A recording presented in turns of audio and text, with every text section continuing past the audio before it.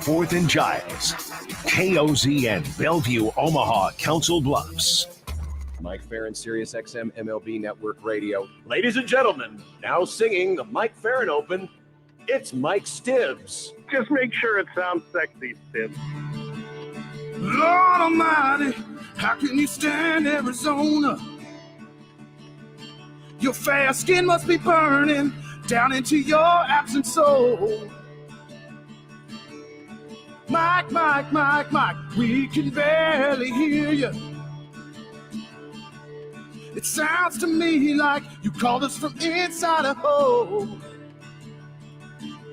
But your phone calls lift me higher, like the ERA of Mark Pryor. Your hair looks like it's on fire. You're Mike Ferrin. You're just a hunker burning. Well, we are just a few hours away from first pitch. Yankees and Red Sox, American League wild card game. We were all denied the beautiful, at least three-way tiebreaker over the weekend. Sad. But as you can see, if you're following along with us on 1620 The Zone TV, Mike Ferrin doffing the Northwestern cap. Not sure if you know what happened, Mike, but we thought, because we're a magnanimous program, we're very nice to our friends of the program, that we would at least play the Northwestern fight song for you in honor of the game. So hit it. I'm a loser. Well, a couple things on that. It was good to see that Nebraska's cheating was more rampant than usual. What's that? That Nebraska's cheating was more rampant than usual. I was happy to see that. Oh, you mean running really fast and tackling really hard is cheating? Listen, we stand behind our coach. Coach Fitz for life. Unlike some places that at the first sign of trouble, they end up moving out to a different coach. You talking about Jacksonville?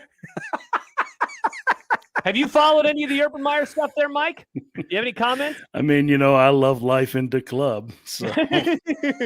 You could find me in the club. Who'd have thought that a guy who basically had to pay players to go to two schools in order to have success might have some questionable moral values? I'm shocked. Just stunned by what I saw. Really, a person in a position of power doing something.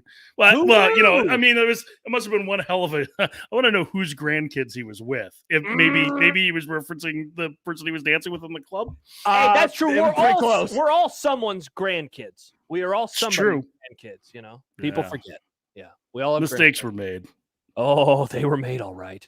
My favorite part, and we'll move on to baseball after I say this, but his wife just suddenly liking all sorts of tweets referencing, just great stuff.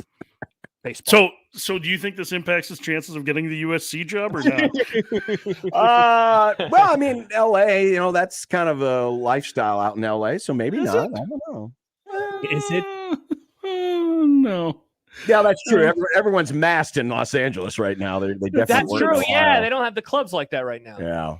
Well, as we mentioned tonight we start the Major League playoffs. Yankees and Red Sox. Hey, Mike, did you know that these two teams played in a winner-take-all game in '78? Have you heard about this? Shut the front door. It happened. There was a home run hit. The guy choked up on his back. Yeah, apparently some light-hitting shortstop hit a home run in that game. They say the F word about him sometimes. Someone pointed out today, my buddy Rob Hart, who's a longtime news anchor in Chicago, pointed out that whole game was possible because the Yankees traded Oscar Gamble. I think it was Oscar Gamble and Lamar Hoyt to the White Sox for Bucky Dent. I think that's right. Wow. That seems like a very one-sided trade. And what did the Sox give not up, in favor of the Yankees? Like a 14-game lead or something like that? It was just they blew silly. a big lead. It was there's actually a great book about it called October Men that's worth reading, talking about the 78 pennant race. Because that also, I believe that was the year that Billy Martin got fired down the stretch for the Yankees because he was in the airport in Kansas City with a couple of writers, and Billy had a couple of cocktails, and he was talking about, this was after Steinbrenner's, I think, first suspension, and Reggie was there, and Billy didn't have much love for Reggie, and he said he was talking about the two of them, and he said, One is a liar and the other's been convicted. And it cost him his gig, and they brought in Bob Lemon, I think. Speaking of White Sox, Bob Lemon, I think, was the manager for that 78 Yankees team that ran down the Red Sox. Yeah. That game, though, is crazy. Like, there are a lot of, like, if you can find a YouTube of it, it's actually a really entertaining game. Like, there was a ball that's hit to right field at one point that Lou Piniella loses in the sun. Yes. And it falls in front of him. Right? Yeah, it was in the middle of the afternoon.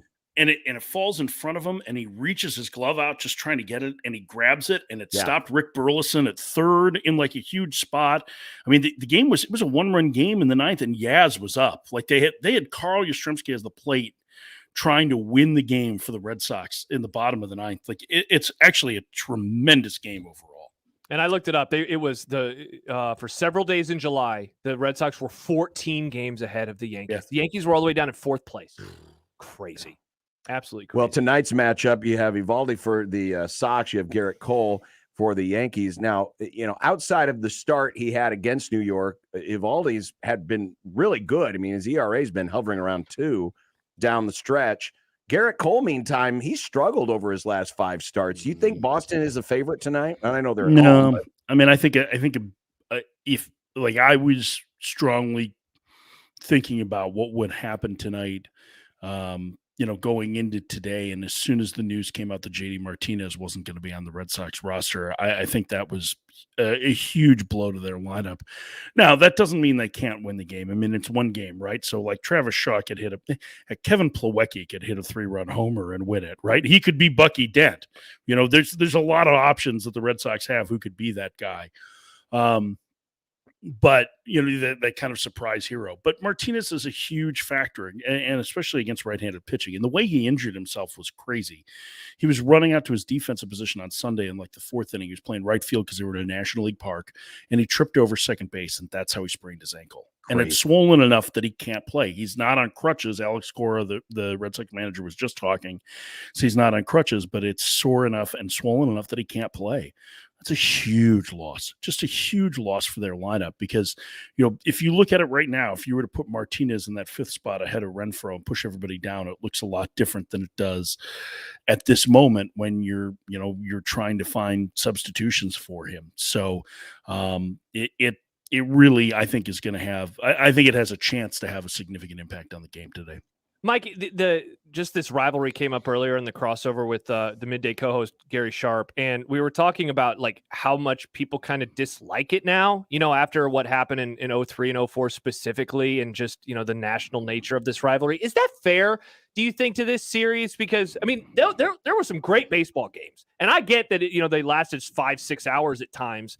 But it's kind of strange to me, right, that this is the most important rivalry perhaps in the sport, and yet there are a lot of people, baseball diehards, in fact, who are like, man, I'm happy that it's only one game instead of 5 or 7. Well, I mean, I think it's because that over the course of the regular season, of the 19 times they play, probably 12 or 13 of them are nationally televised games. Yeah. So there becomes a fatigue factor with it. I certainly understand that. I mean, I understand why TV networks are trying to draw as many viewers as possible out, and by going for the biggest markets in that, and that's the case usually with Sunday Night Baseball and why the Red Sox and Yankees are always on it. But I think that when you look at this, I mean, it's a winner-take-all game with 2 of the most storied franchises. Heck, both wild card teams have like the 2 most storied franchises in the National League are meeting in the other wild card game. Yeah, you've got 1-game playoffs to open the postseason this year with the four of maybe the 5 or 6 name brand teams that are out there squaring off in a winner take all game. So I think, listen, I get it. I understand the frustration of people, tuning in to see a national TV game and having it be Red Sox Yankees again, but this is different. I mean, this should be exciting. It should be fun. And Fenway is going to be just crazy tonight, I think. The Dodgers, meantime, they begin their defense in this postseason without Clayton Kershaw, without Max Muncy yet, because this franchise is spoiled beyond its means and have more riches beyond riches. They still are probably the National League favorites, wouldn't you say? Or does Adam Wainwright change all of that?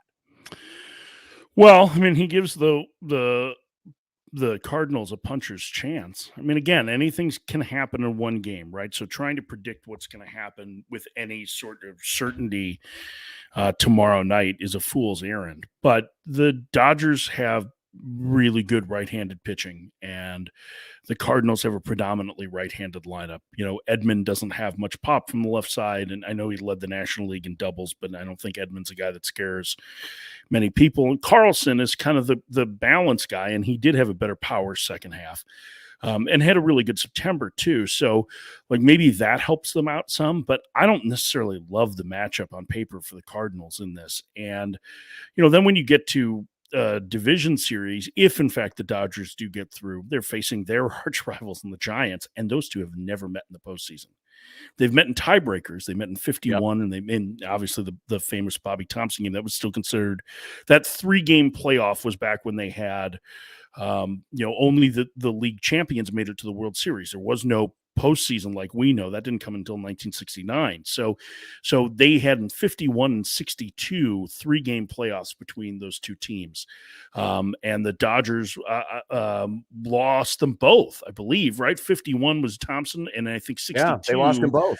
62 was the one of the more incredible finishes in World Series history, when the Giants had the tying and winning runs in scoring position on the bottom of the ninth, and Willie McCovey lined out to second to end the World Series, right?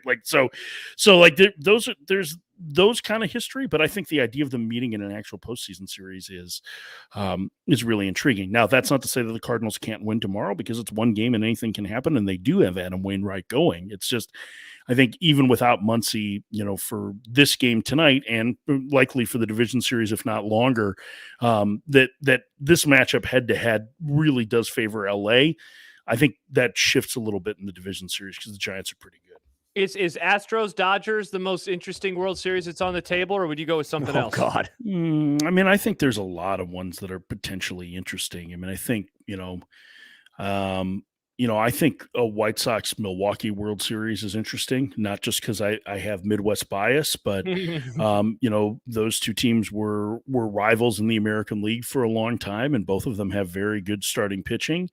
I think a rematch of last year's World Series is certainly intriguing. I think the idea of, Houston playing, a team like San Francisco that has benefited in very similar ways to what they've done in terms of trying to acquire talent that controls the strike zone well, would be of interest. I think San Francisco and Tampa Bay are really interesting teams, because they're very, very similar in terms of how they play platoon matchups and matchup in the bullpen. So I don't know that there's one that's necessarily more intriguing, at least from my standpoint, than any of the others.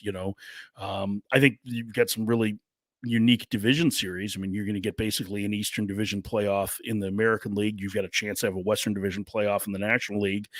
Milwaukee and Atlanta. Those, in the year that Henry Aaron passes away, to have those two cities meet in the division series is pretty cool.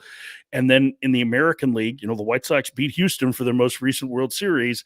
And also you get Dusty Baker, Tony La Russa, which they've had a few moments on opposite sides of each other over the course of their careers. So, I think that there's a lot of intrigue all the way around, but I don't know that I could pick one that's the most compelling for a World Series. Well, you mentioned La Russa and Baker, former rivals, one managed the other. They were former teammates at one point.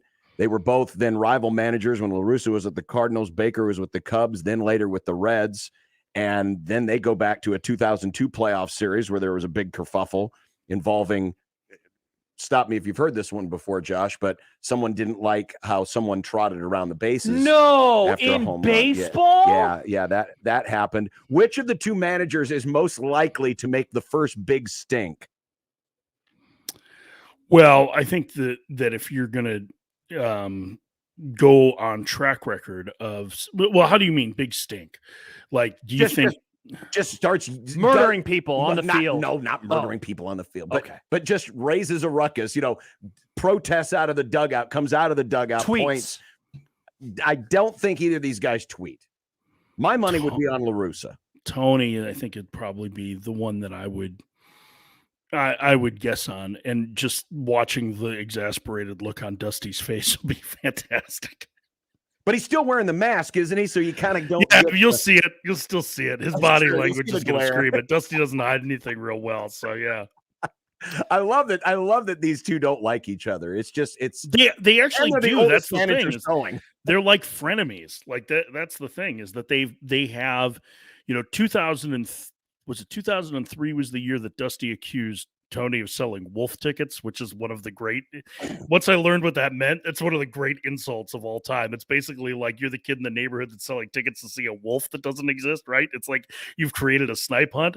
So Dusty accused him of that. They have the Cardinals brawl too, where Johnny Cueto got pinned against the fence and kicked Jason LaRue in the head, and Jason LaRue's career basically ended from it. I mean, that was a massive brawl, and those two were screaming at each other doing that. So there's manager drama. It's just that they're both septuagenarians now, so you don't know how much it's going to actually play in. Mike, now that the regular season is over, obviously I don't expect us to talk about it in the coming weeks. So I did want to do a look back for just a moment, because we've talked a lot around here with college football and even pro football about how needed these seasons have been after the garbage of 2020. And I wonder how what happened last year. Yeah, just a couple of things here and there. I wonder how you feel about baseball now. Biden got inaugurated. That was this year. That was this year. Stick to sports. But because I was just kind of doing a mental Rolodex of some of the good, we talked about Shohei Ohtani a ton. The Field of Dreams game was great, but some of the other things that I'd kind of forgotten about, remember the sticky stuff controversy of early in the year. Was this in your opinion, a good baseball season overall when you just kind of run down everything that happened on and off the field? Yeah, I mean, I think it was. I mean, I think the Ohtani story was a good one. I think the Jays being interesting was good. I mean, I think the Dodgers-Giants race in the West was fantastic. I think the Yankees and Red Sox having to hang on for dear life to make the postseason was good. I mean, I think there was way more good than bad. The Mariners story was story was fantastic. Yeah, that's a great story too. So, yeah, I think there was way more good than bad in this. I mean, I think it was a good season overall. I mean, it was certainly better than 2020, which was just too short. There were some incredible things that happened in 2020, but you just don't get the full breadth of context. And I think even compared to 2019, 2019 had a great postseason. I thought with Washington's run was really incredible. But I think that there were a lot of things in 2021 that were the equal or better of that. So I would say it was a good regular season. I think it was great to have fans back in the stands. It was great to see, fans excited to come back to the ballpark. And I think, as we go forward, we'll see the crowds returning in big numbers, assuming there's no work stoppage, which is the big thing that's looming, because the number of teams that just basically let season ticket holders push forward their season tickets to 2022 in light of what happened the last 2 years is pretty enormous. So you're going to see attendance was down because of attendance capacities and because of that across the game. But I think that, ratings were up and everything was pretty strong overall. I think the thing, and we're going to get it right out of the chute tonight. The thing I missed the most last year was just having the crowd. The baseball crowd in October is awesome. Is tense, miserable. Exactly. Well, especially for the wild card game. I mean, I think in particular that game. I mean, I've been to 3 of those now, and it is not like anything else. I've been to Game 7 of the World Series. I've covered Game 7s of League Championship Series. I've covered Game 5s of Division Series. I've covered covered tiebreaker games. That's the only thing that comes close to it. Is the divisional tiebreakers. The atmosphere in a wild card game is just so intense. If your team is involved in it, if you work for the team or you're around the team or it's your favorite team, basically from the moment that the game is set to the moment that the game is over, you have butterflies for 48, 72 hours. And you can't sit still. And I guarantee you right now, if there are Red Sox or Yankees fans that are listening in Omaha, they are not focused on anything that I'm saying or that you're saying or their jobs. They are just nervous about this because everything is over if you lose. I mean, your season is done tonight. And, and I think it's especially scary if you're a Dodger fan right now because you were a team that was 17 games better than the Cardinals were, 16 games better than the Cardinals. Didn't they match their all-time franchise record for wins? Yeah, which they set in 106 wins. It's ridiculous. And they could be done. And they could be done with hours. one bad 9-inning performance. Yeah. One error could doom them, like one mistake, one miscue. And it would have to happen to the benefit of the Cardinals. Oh, Joe West could miss a call behind home plate tomorrow night and cost the Dodgers the season. Do we know, is Angel Hernandez working any of these games? He is. He's on the division series cruise. Yes! Which division series? Hang on. I just had the Empire stuff I've got to look it up in my email. It came out this morning. Have Angel Hernandez. I mean, come on. The best umpire out there. Oh, it's going to be so Search good. all mailboxes. You just imagine like the Rosarena play in Game 4 of the World Series, the crazy finish to Game 4. Can you imagine what that would have been like if that was in Tampa? I know there would have only been 20 people there, but it would have been crazy. Well, plus one of the favorite parts about October baseball is it happening in northern cities because it's just miserable and cold. And, everyone is in the stands and something goes against the home team and they're just like, well, screw this game. I love it. October. What a month. October. It's here. I finally found it. You found it. Where's he umpiring? He's got the San Francisco series. So he is the first base umpire for the opener, which means that he will have home plate in Game 2 of that series. By the way, Baseball. has Kapler announced a first game starter? Is he going with Webb or Gausman? I don't think he is, but I think it would be Gausman based on rest. I think my guess is it's Gausman and Webb. And just a reminder that the Game 1 starters don't really matter as much in the 5-game series because of the way the off days go. Your Game 1 starter could start Game 5 on extra rest, or your Game 2 starter could start on regular rest. So I worry a little bit less about that in those 5-game series. That makes sense. All right. Well, we know it's all a crapshoot because everything could change based on the results of tonight and tomorrow. But do you have a prediction? Who's playing in the World Series and who's winning the World Series? I think one team from the National League and one team from the American League. See, I would expect that. I would have said that teams. from a guy wearing a loser hat. Today. That's all right. That's okay. They'll be working for us someday. 56. Nebraska scored enough points in the first quarter to win this game. Nebraska only scored 10 points in the first quarter of all games combined. I'm really excited to see how excited you are. And man, is it going to stink when they lose next week. And then I'm going to come back and be like, hey, guys, what happened? Oh, you're going to have a Michigan hat on next week then? Oh, no. God, what is wrong with you? not a monster. His family. No, not a Michigan hat. Never. I'll be wearing Urban Meyer's pink Ohio State pullover that he took. You know what this? I mean, this is October. That's going to be a great Halloween. Oh yeah, that's great. And then you got to have the girl with the jeans, and you got it, and it's got to be consenting. Mm-hmm. Oh yeah, I assume you've seen the reverse angle camera of that. I don't think I have. There's some digging going on. Let's just say the one angle you can't tell where Urban's hand is. You definitely can tell where the hand is. Oh yeah, with the reverse angle. It's kind of like the Joe Theismann of today. You see the. Let's show from the reverse angle. Oh, exactly.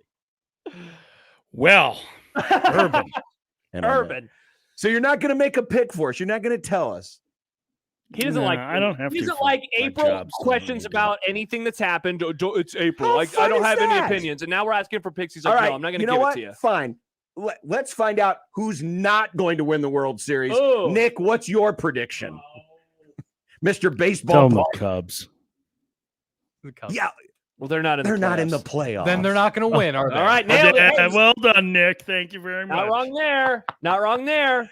All right. Well, notice that he didn't wear his Cubs jersey today, loser. Yes, I did. Oh, there you are. Right there.